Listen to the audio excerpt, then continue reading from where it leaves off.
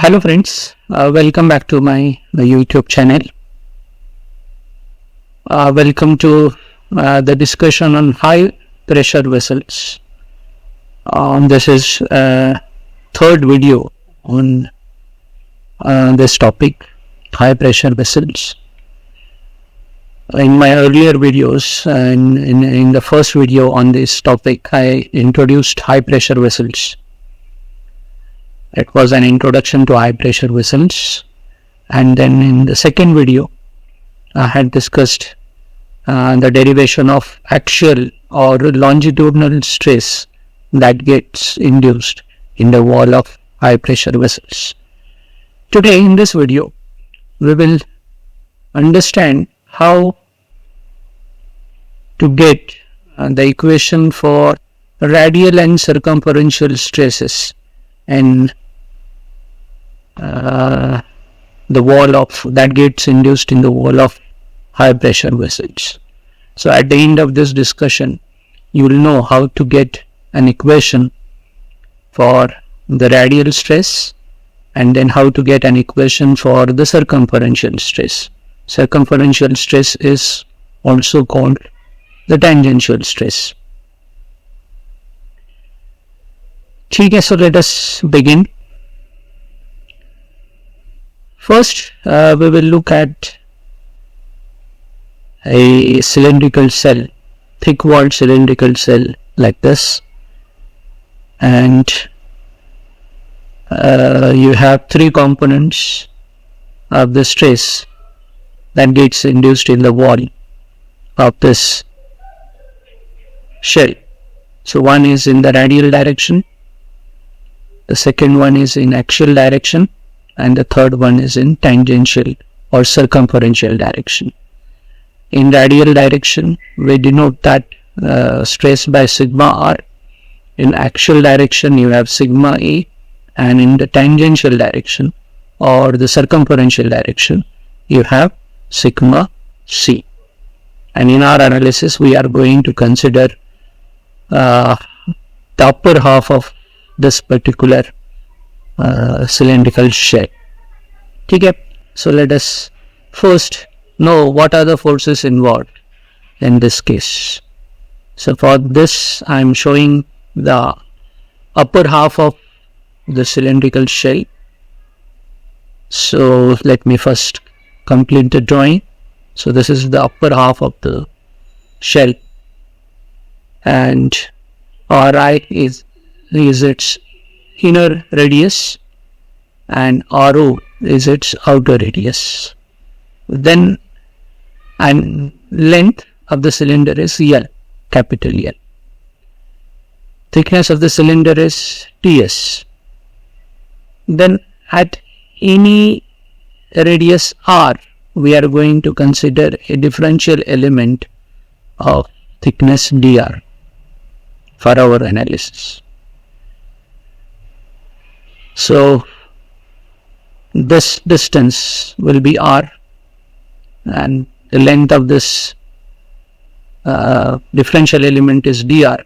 Therefore, the distance from the center of the shell to this point would be r plus dr. That is, this much distance is r, and then you also have to add dr, which is the length of the or thickness of the differential element that we are considering for our analysis. Okay, so upper half of the cylinder we have considered.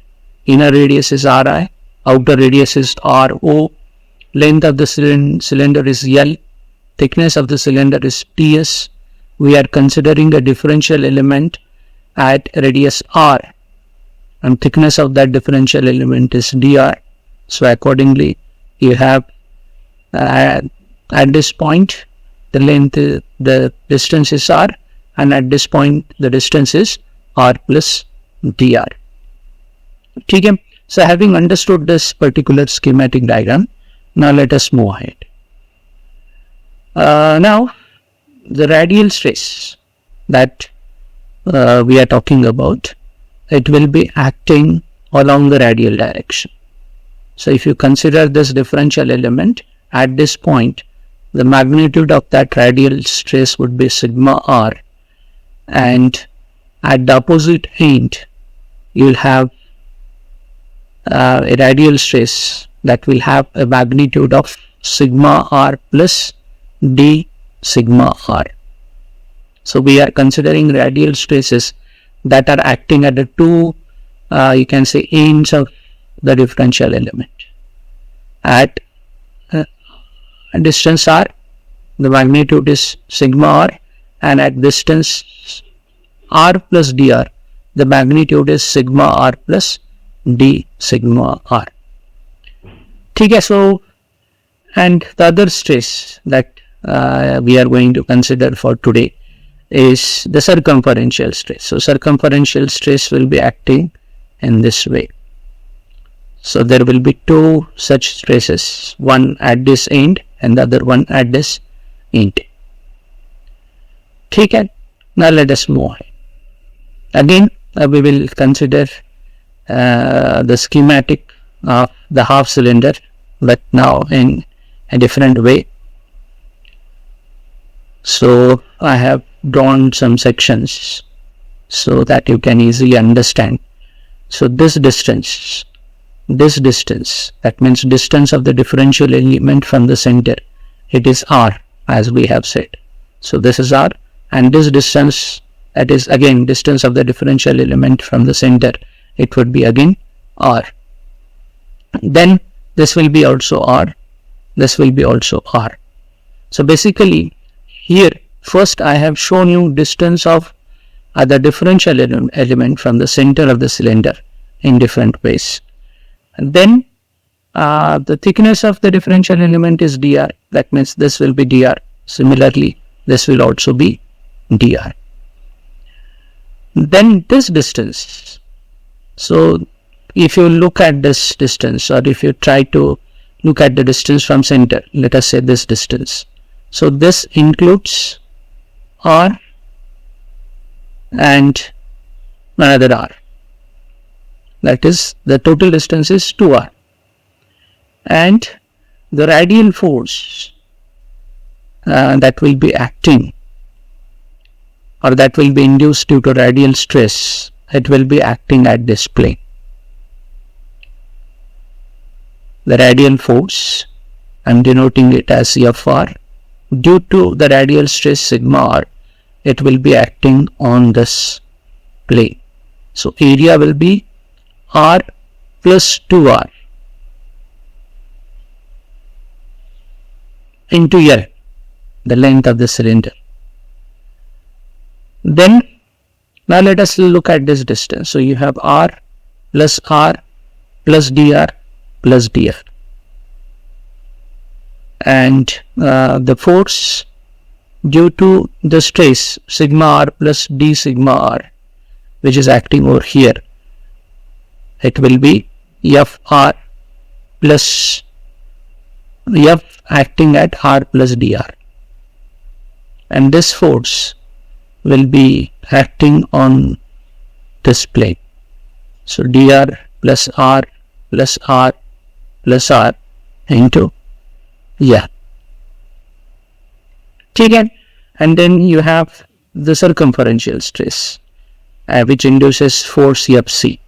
So it will be acting in this direction, and force Fc will be another force. There will be another force due to sigma c, and it will be acting in this direction. Okay, so this distance is dr, which is the thickness of the differential element that we have considered. Now what forces are involved in this case? Let us understand. First is Fr, that is we are talking about this force. This is a resistive force that is inducing sigma r. The resistive force due to the internal pressure, but this time we are considering it to be acting in the radial direction, internal pressure in radial direction. So the resistive force that induces radial stress is Fr, and this force, it is acting on area AR, and AR this is given by this equation. AR is equal to 2 into R into L. So you can easily understand. So it is acting over this distance, that is R plus R. So you have 2R, and then it will be doing so along the entire length of the cylinder. Length of the cylinder is L. That's why the area on which FR is acting is given by this equation. AR is equal to 2 into R into L. Okay. So therefore now you have FR is equal to sigma R into AR. The force, Newton. Force in Newton will be stress in Newton per meter square into area, which is in meter square. Okay. So force, the unit for sigma R, stress is, let us say in SI system it is Newton per meter square, and area has unit of meter square. So meter square and meter square will get cancelled, and you are left with Newton, that is the force.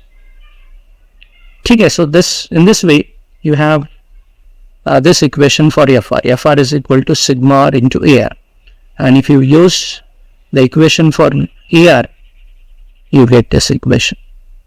So you have FR is equal to sigma R into 2 into R into L, and if I arrange it properly, I will be writing it as FR is equal to 2 into sigma R into R into L. Okay, so over here we have got an equation for FR, which is the resistive force that is inducing sigma R, the radial stress. Radial stress at a distance of R from the center. Okay. Now the other force that is involved is FR plus DR, the resistive force that induces the stress sigma R plus d sigma R.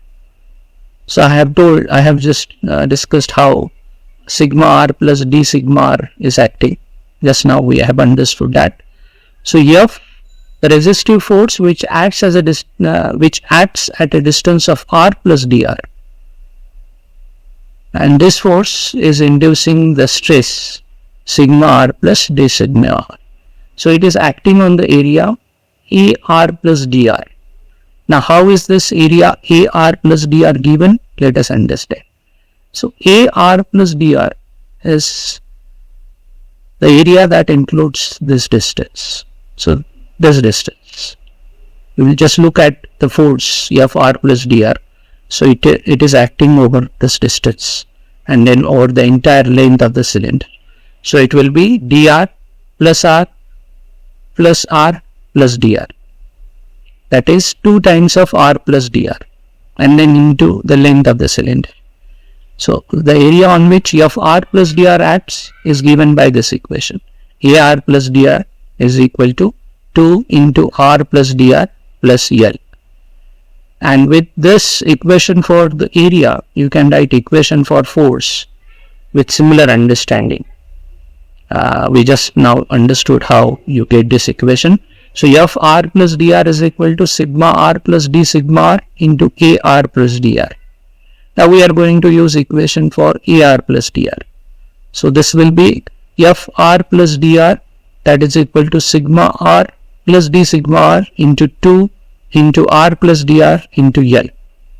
And if you simplify it, it will be FR plus dr is equal to 2 into sigma R plus dr into R plus dr into L.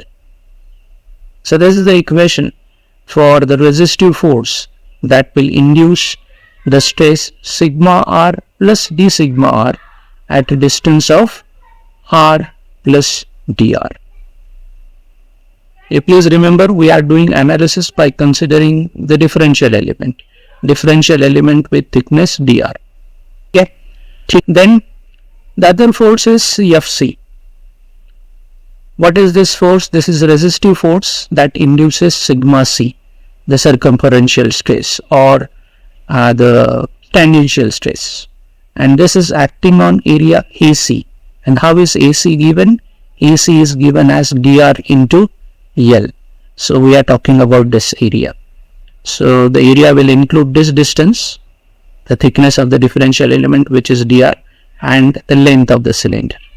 That's why AC is given by this equation. AC is equal to dr into L. So once AC is known, you can write equation for FC. So FC will be equal to sigma C into AC, and if you use equation for AC, you will have FC is equal to sigma C into dr into L, and if you arrange it properly, you get FC is equal to sigma C into dr into L. Okay, so this is the equation for FC force. There are two such forces, one acting at this end, the other one acting at this end. Two such forces are involved. Okay, now next we are going to consider the force balance. So again, for our reference, I will take the diagram over here. So force balance is summation of forces acting, sum of forces acting in the upward direction is equal to sum of forces acting in the downward direction. Now what forces are involved? First is FR. FR, you look over here, it is acting in upward direction. There is only one force that acts in upward direction, whereas the other three, that is FR plus dr, is acting in downward direction. This FC is acting in downward direction. This FC is acting in downward direction. That's why the force balance will be FR is equal to FR plus dr plus FC plus FC. That is FR is equal to FR plus dr plus 2FC. Now FR is given by this equation. We have got this equation earlier. FR is equal to 2 sigma R into L. FR plus dr is 2 into sigma R plus d sigma R into R plus dr into L, and FC is sigma C into dr into L. And if you use these equations in the force balance, you get this equation. Therefore you have 2 into sigma R into R into L, that is equal to 2 into sigma R plus d sigma R into R plus dr into L plus 2 sigma C into dr into L. Okay. So continuing with the force balance, we got this equation 2 sigma R into L, that is equal to 2 into sigma R plus d sigma R into R plus dr into L plus 2 sigma C into dr into L. And if you simplify it, this will be sigma R into R, because 2 into L is getting, there is presence of 2 into L in each term. So that will be cancelled. And therefore you have sigma R into R plus sigma R, sigma R into R is equal to sigma R plus d sigma R into R plus dr plus sigma C into dr. That is sigma R into R is equal to sigma R into R plus sigma R into dr plus R into d sigma R plus d sigma R into dr plus sigma C into dr. So I have multiplied the two brackets and you get this. Next, you have sigma R into R on both the sides, so that will get cancelled out. And then if you look at this term, this is multiplication of two differential infinitesimally small quantities, and their multiplication will be again very small quantity, and it can be equated to 0. So with this understanding, we are left with 0 is equal to sigma R dr plus R into sigma R into d sigma R plus sigma C into dr. That is sigma R into dr plus R into d sigma R plus sigma C into dr, that is equal to 0, and I am going to call this as equation number 1. Then you have one equation. We are not going to derive it. We are going to take it directly into our discussion. So there is an equation between sigma R and sigma C, that is radial stress and circumferential stress. So that equation exists. We are not going to derive it. We are going to directly use that equation in our discussion. So the equation is epsilon A is equal to 1 upon E into sigma A minus sigma C minus sigma R into mu, and I am calling this as equation number 2. What is sigma A? Sigma A is strain in the axial direction, axial strain. Epsilon A. Epsilon A is axial strain. Capital E is the modulus of elasticity. Sigma A is axial stress, as you know, and mu is the Poisson's ratio.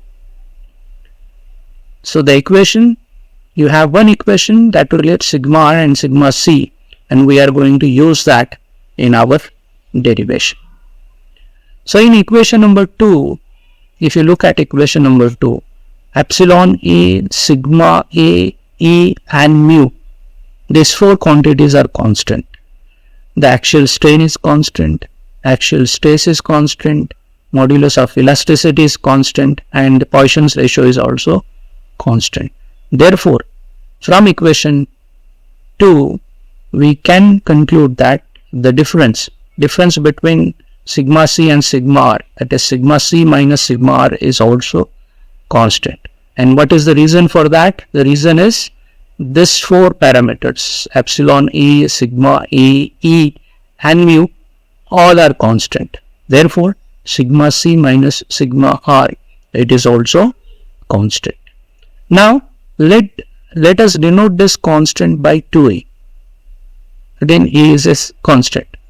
So now what I am going to do, I am saying that sigma C minus sigma R, which is constant, and that constant is 2A, and I am calling this equation as equation number 3. So A is also a constant. Okay, now first let us get the equation for the radial stress.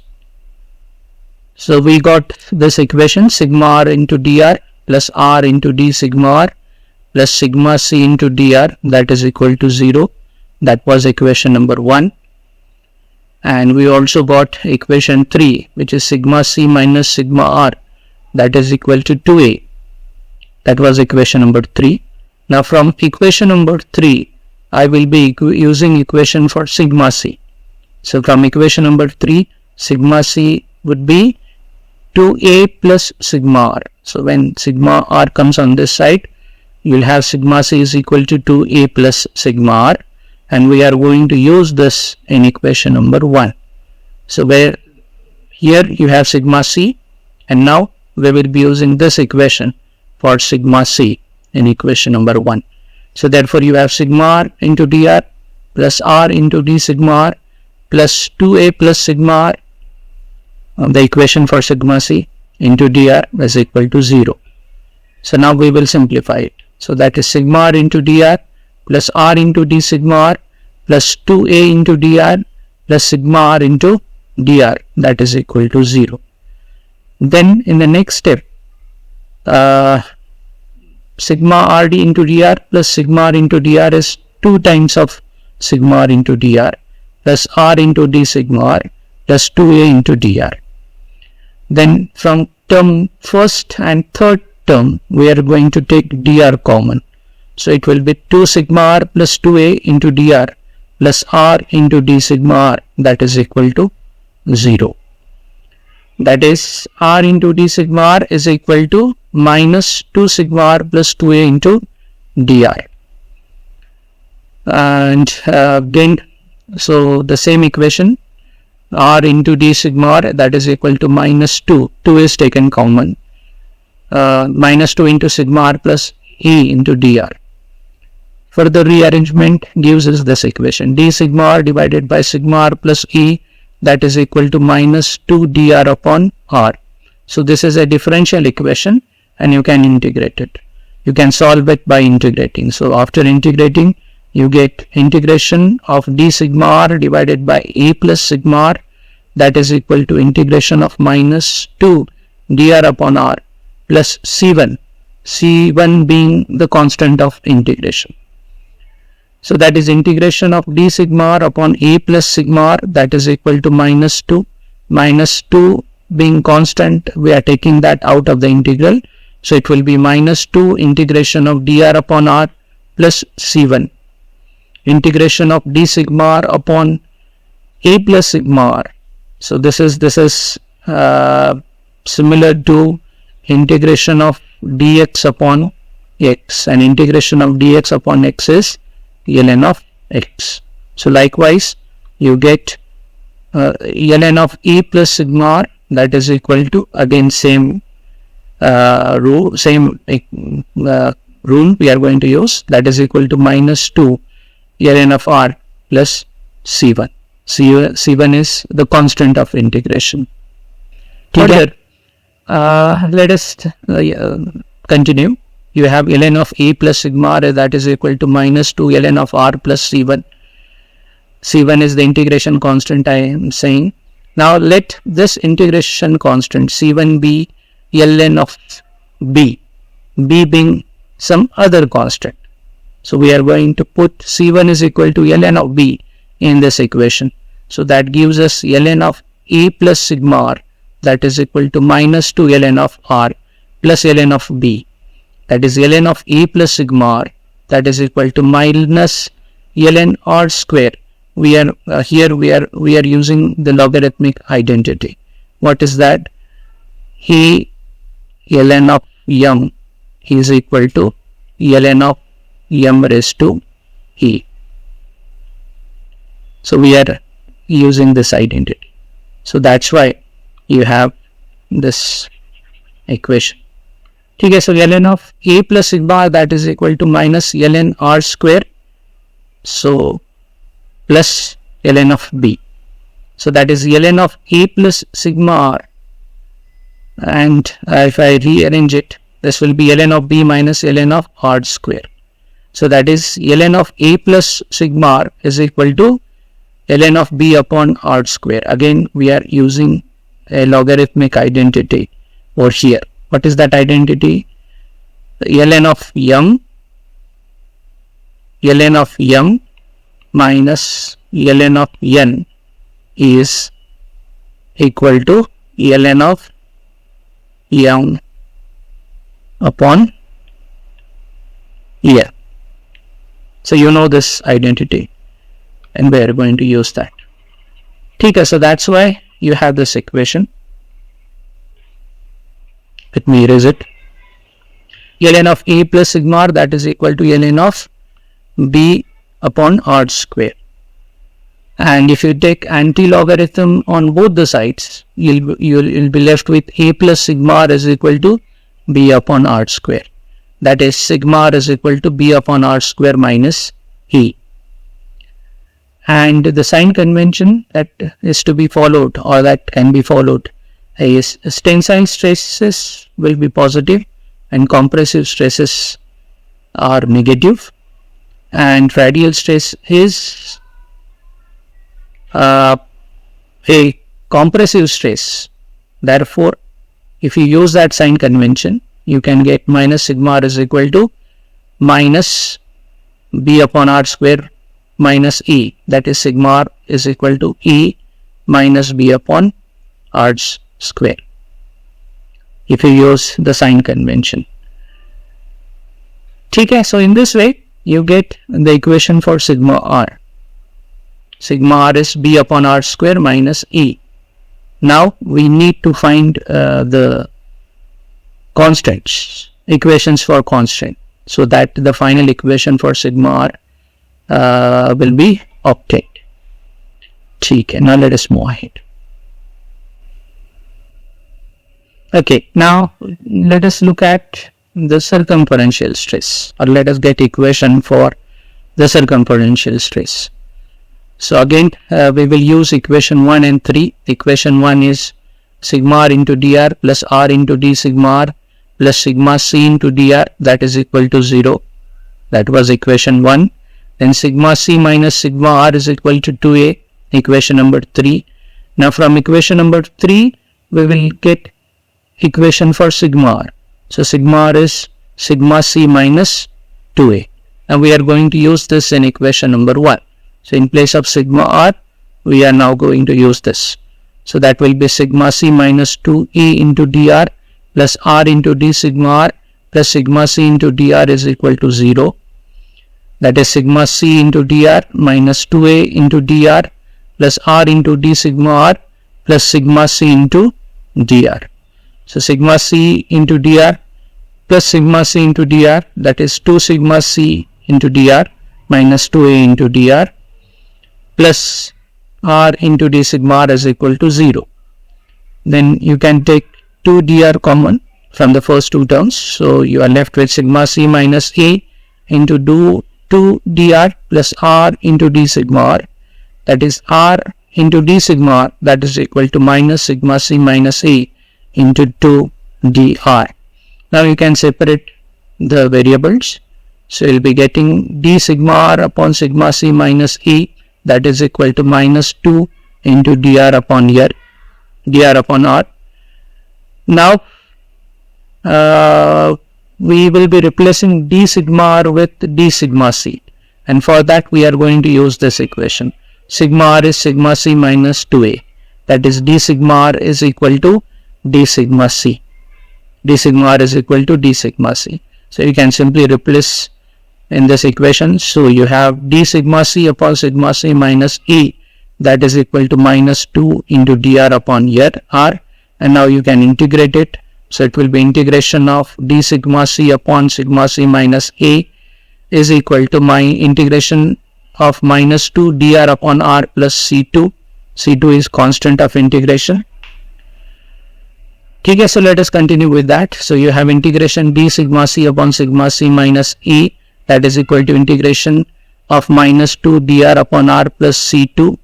So that is integration of d sigma c upon sigma c minus a, that is equal to minus 2 integration of dr upon r plus c2. So integration of this is ln of sigma c minus e, and that is equal to minus 2 integration of this is ln of r plus c2.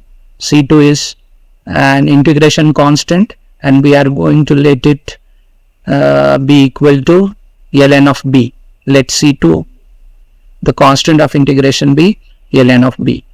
So that is ln of sigma c minus e, that is equal to minus 2 ln of r plus ln of b, that is ln of sigma c minus e, that is equal to minus ln of r square. Again we have used the logarithmic identity, plus ln of b. So further you have ln of sigma c minus e, that is equal to ln of b upon r square. Again we have used the logarithmic identity, and if you take anti-logarithm on both the sides, you will have sigma c minus e, that is equal to b upon r square, that is sigma c is equal to e plus b upon r square. As per sign convention, tensile stresses are positive and compressive stresses are negative, but the circumferential stress, that is sigma c, is tensile, and therefore sigma c will be e plus b upon r square. E plus b upon r square. Okay, now let us move on. So in this way you get equation for sigma c, but this is in terms of the constants a and b. We have to get the values or equations for a and b. Okay, so let us move ahead. Now our task is to evaluate the two constants a and b.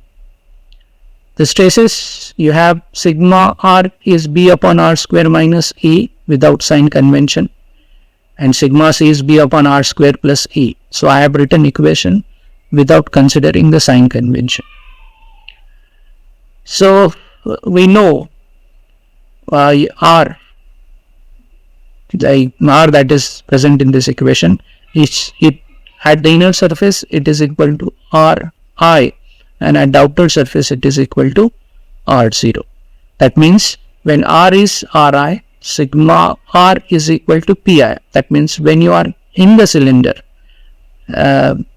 cylindrical vessel, you have internal pressure. That means sigma r is equal to pi. And when you are at the outer surface, that is r is equal to r0, sigma r will be equal to the external pressure. So this will be the boundary conditions, or this will be the two conditions, you can say, for evaluating the two constants. So we will use these two conditions in equation for sigma r. So sigma r is Pi when r is Ri. So you have Pi is equal to B upon Ri square minus A. Let us call this as equation 4.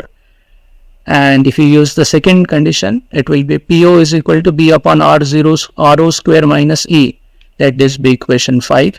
Now we are going to do this operation. We are going to subtract equation number 5 from equation number 4. So Pi minus Po. So Pi minus Po will be B upon Ri square minus B upon Ro square. So let me write it. So how you are getting this? Let me tell you. So it will be B upon Ri square minus E minus B upon Ro square, and minus will become plus A. So minus A plus A is getting cancelled and you are getting this equation. I hope this is clear to you. If you have any doubts, you please mention them in the comment section. So you have Pi minus Po is equal to B upon Ri square minus B upon Ro square. That is Pi minus Po is equal to B, is now taken common, so it will be B into 1 upon Ri square minus 1 upon Ro square. That is Pi minus Po will be equal to B into Ro square minus Ri square upon Ro square into Ri square. So that gives us B as Ro square into Ri square upon Ro square minus Ri square into Pi minus P naught. So in this way you get the equation for B. Now let us get equation for E. So you have Pi is equal to B upon Ri square minus A, and we got the equation for B just now, and I am using that in this equation. So therefore you have Pi is equal to 1 upon Ri square into Ro square, Ri square divided by Ro square minus Ri square into Pi minus Po minus A. So what I have done, I have used first condition to get this equation, and then next I have used equation for B that was obtained just now. So if you simplify it, it will be Pi that is equal to Ri square get cancelled, and you are left with Ro square divided by Ro square minus Ri square into Pi minus Po. That is, if A is brought on this side, so we will be having A is equal to Ro square upon Ro square minus Ri square into Pi minus Po minus Pi.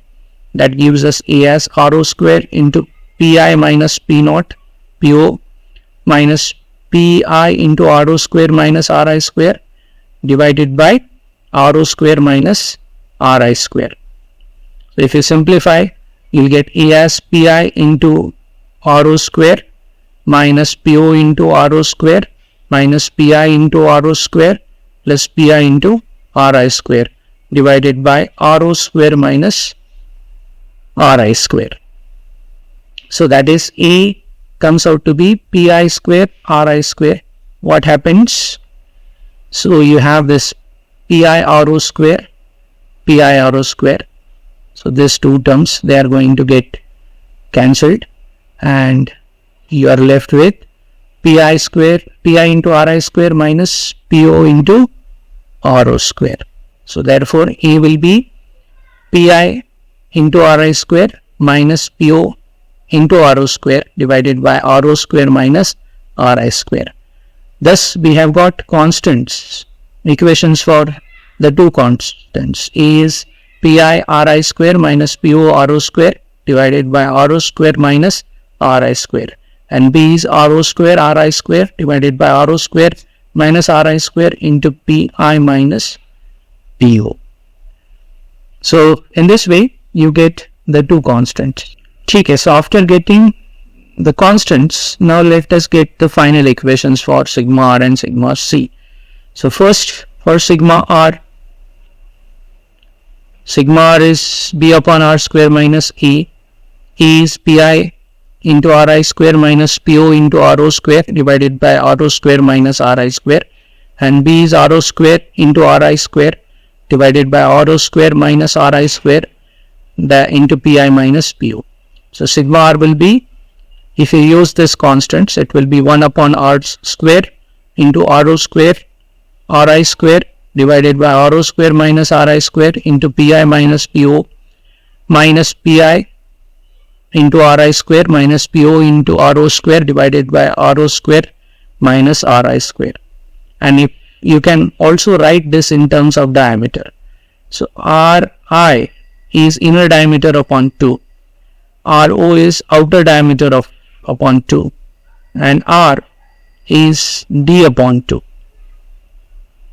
Okay, so if you replace Ri with Di by 2, Ro with Du by 2, and R with D by 2, so everywhere R will be replaced with corresponding D's, and these 2's will be getting cancelled out, so that the equation will be simply sigma r is equal to do square into di square upon d square divided by pi minus do square into di square upon d square into pi minus pu divided by do square minus di square minus pi di square minus pu do square divided by do square minus di square.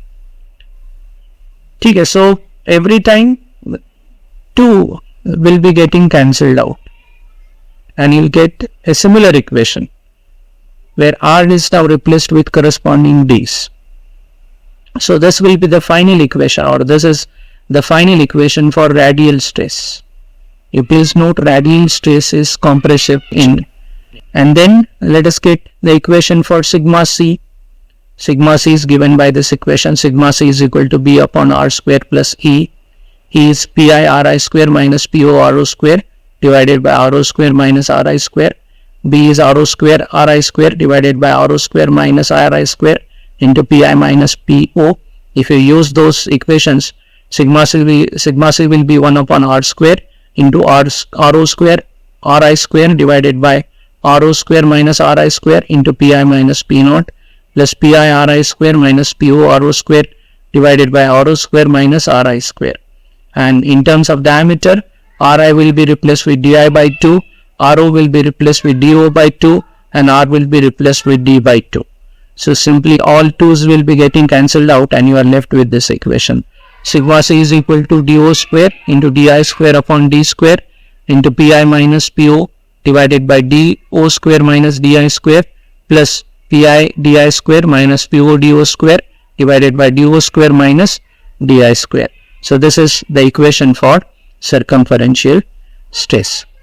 So finally, you have in my previous video I have got equation for axial stress, or I have derived equation for axial stress, which is sigma a is pi di square minus pu do square upon do square minus di square. In this video we got equation for radial stress, which is sigma r is equal to do square into di square upon d square into pi minus pu divided by do square minus di square minus pi di square minus pu do square divided by do square minus di square.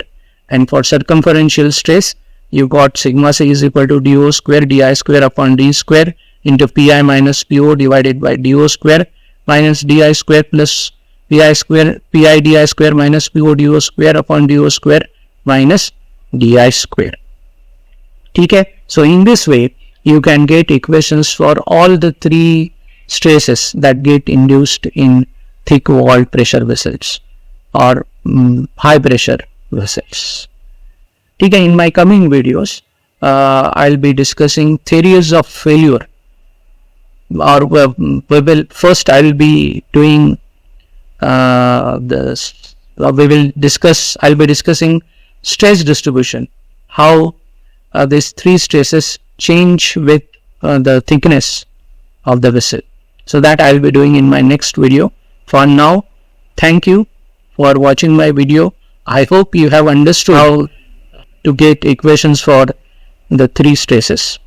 Thanks for watching, and do subscribe to my YouTube channel. Tell your friends to subscribe to it and hit the bell icon so that you will be notified as soon as I upload any new video on my YouTube channel.